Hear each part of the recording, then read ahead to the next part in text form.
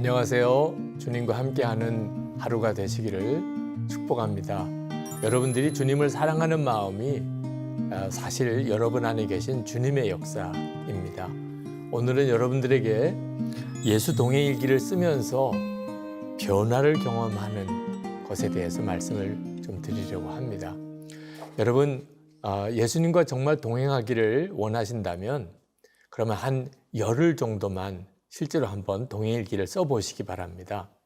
다니엘서 1장에 보면 다니엘이 그 고기를 먹지 않고 야채만 먹어도 되는지에 대해서 환관장에게 열흘 동안만 시험해 봐달라는 요청을 하는 부분이 나옵니다. 그러니까 열흘이면 제가 생각하기에 주님과 실제로 동행할 수 있을까? 정말 그게 가능할까? 하는 것에 대해서 어떤 느낌을 갖기에 충분한 시간이라고 생각이 듭니다. 한번 열흘만 매일 예수 동행 일기를 여러분 꾸준히 한번 써보시기를 바랍니다. 로렌스 형제가 있습니다. 17세기 프랑스 사람입니다. 그가 가르멜 수도원에서 수사였는데 그가 36살 됐을 때 늦게서야 수도원에 들어갔습니다. 그가 전쟁에서 부상을 당하여 장애인이 되고 그리고 이제 수사의 삶을 시작을 했는데 그가 그 수도원에서 했던 일은 주방에서 그저 하루 종일 음식을 만들고 그리고 식탁 정리를 하고 식기 세척을 하는 일 그리고 청소하는 일이 그가 하는 전부였습니다. 그런데 그는 그렇게 평생 30년 동안이나 카르멜 수도원에서 주방 사역만 했었지만 그는 그 수도원에는 어느 사람보다도 행복했고 그리고 충만했었습니다. 그는 스스로 생각하기를 말씀을 전하는 사역이나 주방에서 음식을 만들고 설거지하고 청소하는 사역이나 똑같다고 생각했습니다. 하나님 앞에서는 어느 것이나 다 귀하다고 여겼습니다. 그래서 그는 언제나 하나님 앞에서 자기의 모든 일을 감당을 했었고 그리고 그것이 그에게 그렇게 큰 기쁨이었습니다. 그 가르멜 수도원 안에서 하나님과 동행하는 삶을 살면서 그 기쁨이 넘치는 사람은 이 바로 로렌스 형제였습니다. 그것이 소문이 났습니다. 루이 12세가 그때 당시에 프랑스의 국왕이었던 루이 12세가 가르멜 수도원을 찾아와서 이 주방 사역자였던 로렌스 형제에게 어떻게 하면 행복하게 살 수 있는지를 물었다고 할 정도였습니다. 여러분, 비교가 됩니까? 국왕과 수도원의 주방 사역자가 비교가 됩니까? 그런데 국왕이 행복한 삶을 사는 비결을 물었다니 말. 이 로렌스 형제가 어떻게 그렇게 하나님의 임재하심 아래 살았고 주님과 친밀히 동행하고 살았는지에 대해서 그는 하나님의 임재 연습에서 이렇게 말씀하고 있습니다. 어떤 사람과 친해지면 그 사람을 사랑할 수 있습니다. 그리고 어떤 사람과 친해지려면 그 사람을 자주 생각해야 합니다. 마찬가지입니다. 하나님을 사랑하려면 먼저 하나님을 자주 생각해야 합니다. 그리고 그렇게 하나님을 사랑하게 되었을 때 우리는 하나님을 더욱 자주 생각하게 될 것입니다. 우리가 귀히 여기는 곳에 우리 마음도 있는 법이기 때문입니다. 하나님을 계속 생각하십시오. 매일 이렇게 예수 동행 일기를 쓰는 이유는 항상 하나님을 생각하면서 살아보자고 하는 뜻으로 동행 일기를 쓰는 것입니다. 어느 집사님이 예수 동행 일기를 처음 쓴 날 그의 일기입니다. 12월 28일부터 일기를 쓰기 시작했다. 큰 아들에게 이 일기에 대해 이야기해 주었다. 오늘은 두 아들이 방학하는 날, 아이들은 너무 기뻐했지만 엄마인 나는 말할 수 없는 비통함이 몰려왔다. 이제 이 아들들과 44일간의 험난한 대장정을 어찌 헤쳐나가리요. 게다가 바로 이 순간에 주님과 24시간 동행하는 일기를 써야 되다니.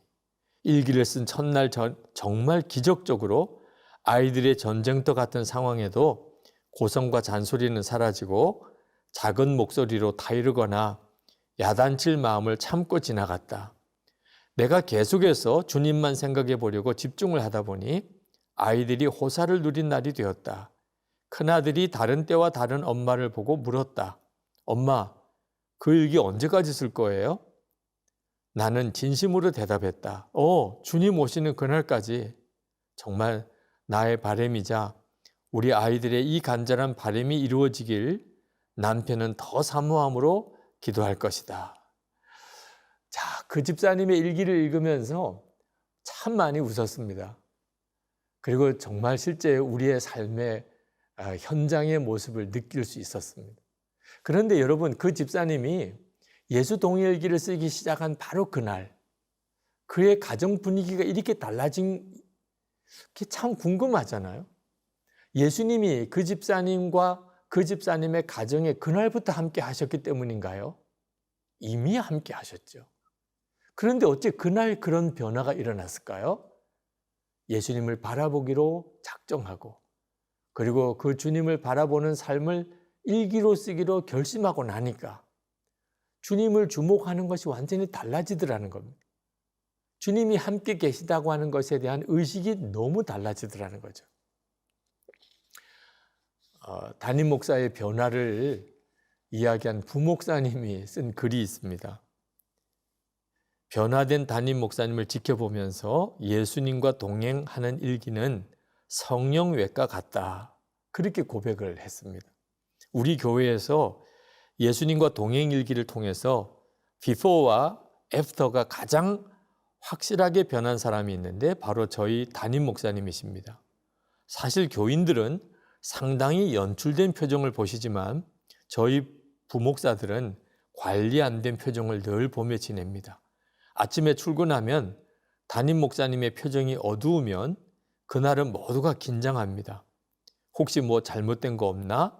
불안합니다. 담임 목사님은 만나야 할 사람, 처리해야 할 업무, 그리고 설교 준비 등등 늘 시간이 모자랍니다. 그러다 보니 잠이 모자라고 늘 피곤합니다. 피곤하면 예민해지고 짜증이 수반됩니다. 그런데 예수님과 동행일기를 쓰시고 나면서부터는 완전히 변하셨습니다. 목사님의 얼굴이 펴지니까 부목사인 저희들의 얼굴이 펴집니다. 저희들의 얼굴이 펴지니까 부목사 아내들의 얼굴이 펴집니다. 할렐루야. 예수님과 동행일기가 우리 교회에 미친 첫 번째 영향, 돈 안 들이고 성용했습니다. 담임 목사님의 얼굴을 바꿔놓았습니다. 참 이것도 기가 막힌 일이죠. 우리가 예수님을 정말 주목하고 주님을 의식하고 살기 시작하면 우리의 삶에 정말 여기저기서 놀라운 변화들이 일어나게 됩니다. 예수 동행일기를 쓰기 시작하면서 교회 안에 뚜렷한 변화들이 일어났습니다. 저는 우리 부목사님들과 함께 매일 일기를 나누었습니다. 전에는 우리 부목사님들의 마음을 알 수가 없었어요. 저는 우리 장로님들하고도 일기를 나누었습니다. 전에는 우리 장로님들 늘 저를 잘 도와주시지만 그 마음속이 어떤지는 알 수가 없었어요. 그런데 목사님들과 일기를 나누어 쓰고 장로님들과 일기를 나누어 쓰면서 서로 마음을 알게 되는 것이 얼마나 놀랍고 행복한 것인지 관계가 놀랍게 바꿔져 버렸습니다. 저희 교회 안에 속회, 소그룹 공동체가 있습니다.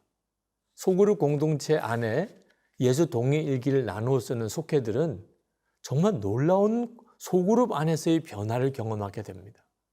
그저 한 주일에 한 번 잠깐 만나서 소그룹 모임을 갖는 게 아니고 매일 일기를 통해서 서로 교제하게 되니까 함께 사는 것 같은 느낌이 드는 것입니다.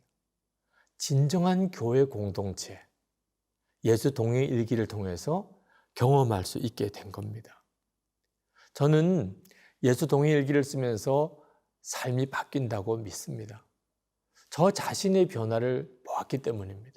지난 10년 동안 예수 동행 운동, 예수 동행 일기 사역을 하면서 제가 무엇이 변했나 한번 돌아보았습니다. 저는 예수 동행 일기를 쓰기 전에도 나름대로 성실한 목회자라고 그런 평가를 받았었습니다. 예수 동행 일기를 쓰면서 그럼 뭐가 바뀌었냐는 거죠. 저 스스로 가만히 저 자신을 돌아볼 때 가장 놀라운 변화는 제가 그전에 나름대로 성실하고 모범적으로 목회했던 것이 바리새적인 경건이었다는 겁니다.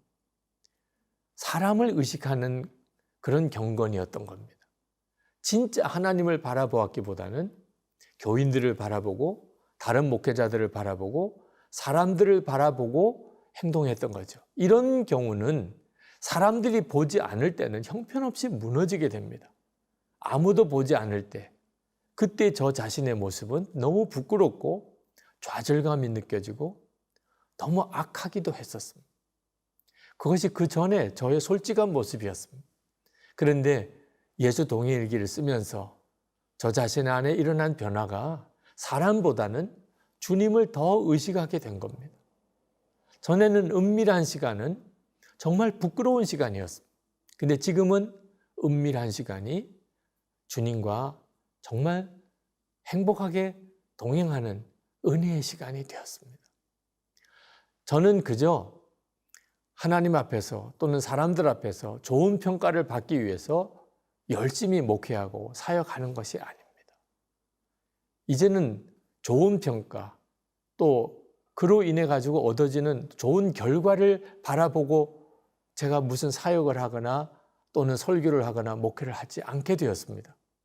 그냥 기뻐서 주님이 함께 계시고 저를 통해서 역사하시는 것이 너무 감사해서 감격해서 그렇게 사역을 하게 됐습니다.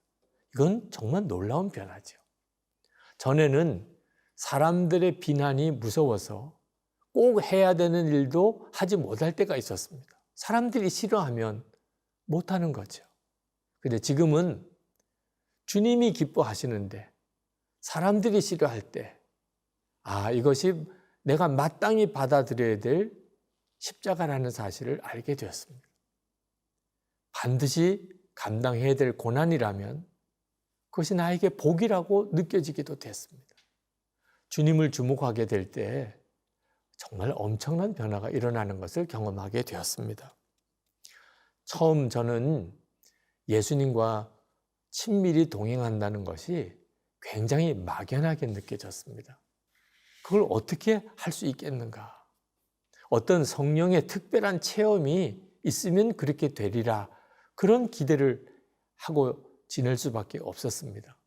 그런데 매일 주님을 바라보는 삶을 일기로 써가는 생활을 해보면서 주님과 친밀히 동행하는 삶이 저뿐만 아니고 모든 사람에게, 모든 그리스도인들에게 일상의 삶 속에서 얼마든지 가능하다는 것을 확신하게 되었습니다. 예수님과 동행하는 삶 절대로 어려운 것 아닙니다. 예수님 안에 거하는 삶을 여러분이 지속해 가게 될 때 여러분의 삶 속에 뚜렷한 변화가 일어나게 됩니다. 주님과 동행하는 것은 정말 하나님께서 우리에게 허락하신 엄청난 복입니다. 우리가 할 일은 오직 하나입니다. 주님 안에 거하기를 힘쓰는 겁니다. 그리고 했다가 안 했다가 이렇게 하지 않는 겁니다. 꾸준히 주님 안에 거하는 삶을 살아가게 될 때, 그때 성경이 말씀하신 주님과 친밀히 동행하는 놀라운 약속이 이루어지는 체험을 하게 됩니다. 오늘도 여러분들이 주님과 그렇게 행복하게 동행하시기를 축복합니다.